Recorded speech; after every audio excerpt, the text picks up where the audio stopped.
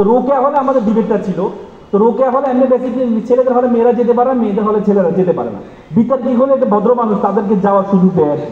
তো আমরা গিয়েছি, আমাদের 3 বন্ধু ছিল, একজন হুজুর ছিল আমাদের, সে মাদ্রাসা থেকে পড়ুয়া। সে ভিতরে, আমরা বিতর্ক করতে গেলাম ভিতরে। যাওয়ার পর সব দর্শক মেয়ে, আমাদের সাথে যারা বিতর্ক করবে তারাও মেয়ে, জাজমেন্ট যারা করবে তারাও মেয়ে, শুধু আমরা 3 জন ছেলে, সংখ্যা লঘু। এখন আমরা যখন বিতর্ক করতে দাঁড়ালাম, আমার এই কি বলে বিতর্ক করতে দাঁড়ালাম, তখন আমার হুজুর বন্ধু যখন বিতর্ক করতে দাঁড়ালো, তখন একটা মেয়ে তার চোখ মারে দিচ্ছে। চোখ মারা দিচ্ছে, তো সে এমন ভাবে বিতর্ক করলো, আমি বললাম ও তো এত ভালো বিতর্ক করে, হঠাৎ এত ভালো বিতর্ক করছে। মানে তার ইহুদে লাগলো যে আমাকে কেন চোখ মারছে, তার এটা ইহুদে লাগছে। সে খুব ভালো বিতর্ক করার পরে যে মেয়ে সে হচ্ছে রোকেয়াল ডিবেটিং ক্লাবের সভাপতি ছিল, সেই যখন বিতর্ক করতে দাঁড়াইলো, আমার হুজুর বন্ধু তার চোখ মারে। আমরা একটা কথা আমি দেখতে পাই না, আমরা পরে বুঝতে পারছি মেয়ে কথা বলতে পারছে না, মেয়ে শুধু এভাবে কথা বলতে। আসলে মেয়েটা ভালো বিতর্ক করে। আমার হুজুর বন্ধু টেবিলের নিচে মাথা এভাবে করে হাসছে, বন্ধু কুতিবা আলাইকুমুল কেসা, মানে আল্লাহ তাআলা প্রতিশোধকে ফরজ করছে, আমি প্রতিশোধ দিচ্ছি। ঠিক আছে, সে আমার চোখ মারছে, আমি তার চোখ মারি। আর মেয়ের কথা হচ্ছে আমি বোরকা পড়ি না, আমি তাকে চোখ মারতেই পারি না, একটা হুজুর কেন আমার চোখ মারবে, একটা হুজুর কেন আমার চোখ মারবে, সে এটা চিন্তা করতে হলে তার ডিবেটটা শেষ, পুরো বিতর্ক শেষ।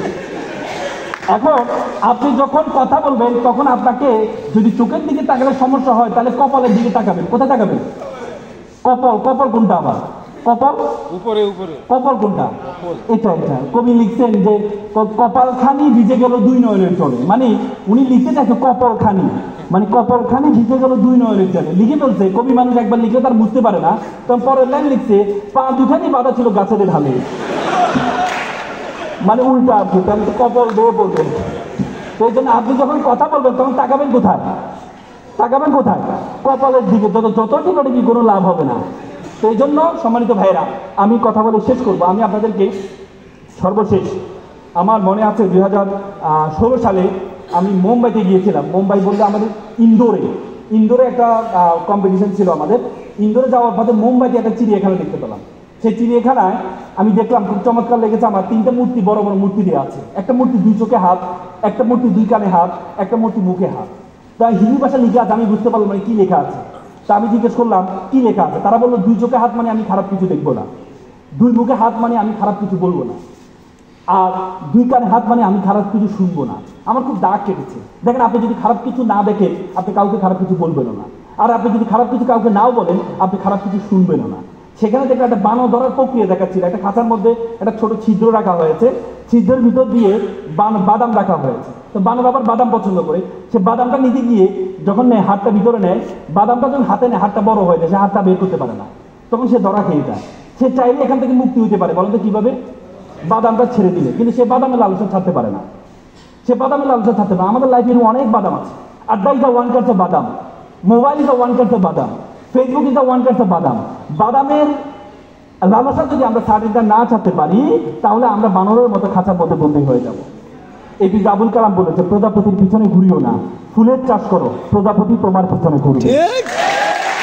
আপনি বিতর্কিক হন, আপনি যে প্রজাপতির পিছনে ঘুরছে কোনো দরকার নেই, বিতর্কিক হয়ে ফুলের মতো হন, দেখবেন সকল প্রজাপতি আপনার পিছনে ঘুরবে। সর্বশেষ একটা গল্প বলে আমি শেষ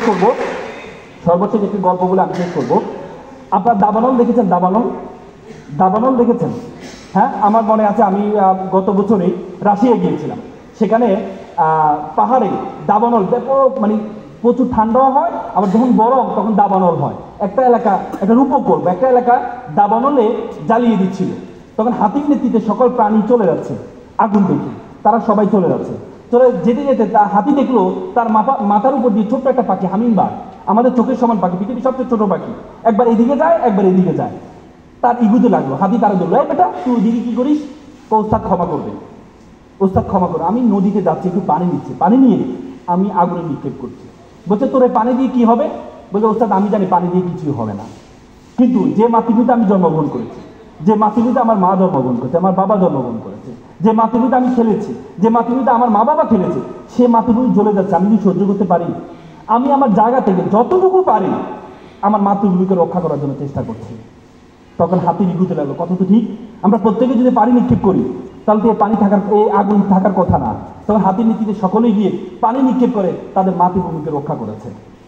আপনাদের প্রতি আমার উদ্যত আহ্বান থাকবে, আমাদের মাতৃভূমি, পৃথিবীতে এত সুন্দর দেশ আপনি কোথাও পাবেন না।